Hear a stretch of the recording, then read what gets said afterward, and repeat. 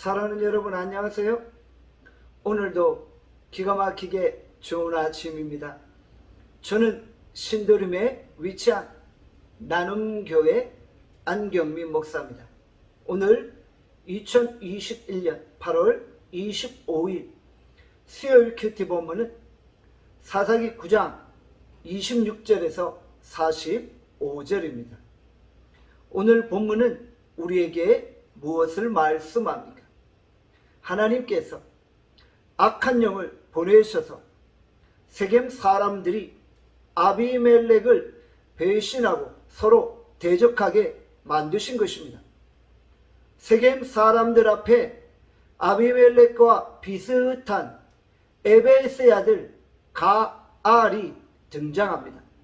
가알은 아비멜렉이 세력을 얻은 것과 유사한 방법을 사용하여 세겜 사람들의 마음을 얻게 된 것입니다.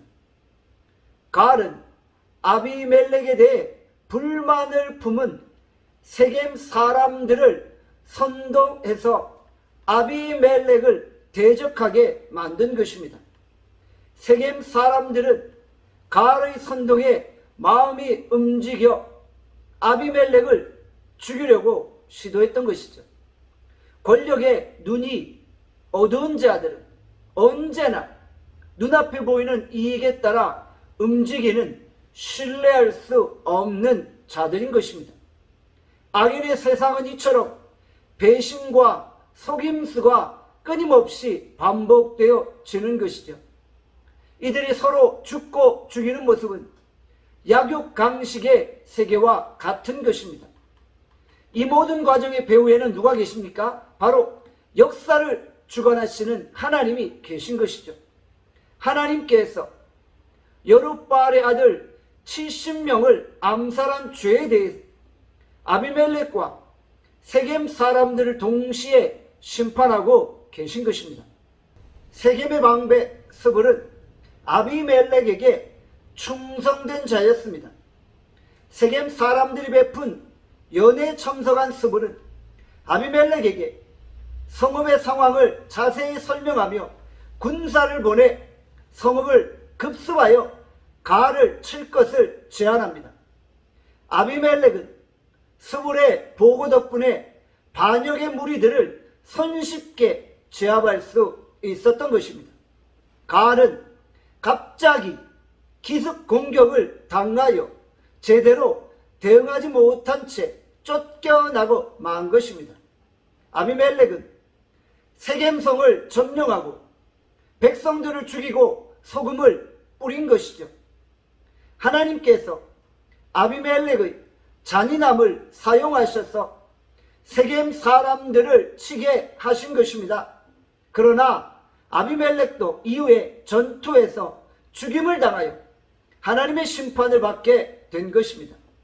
하나님은 한때 악인들을 심판의 도구로 사용하시지만 그 악인들도 결국 심판을 당하게 되어지는 것입니다.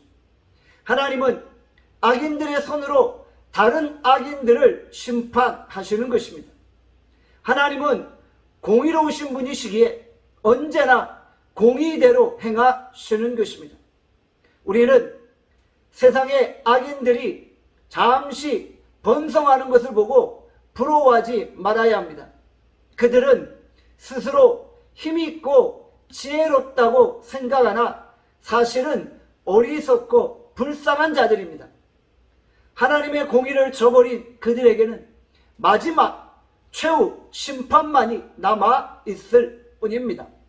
우리는 세상의 권력을 부러워하지 않고 세상과 타협하지도 않으며 오직 하나님의 법도를 행하기를 즐거워하는 것입니다. 함께 기도하겠습니다.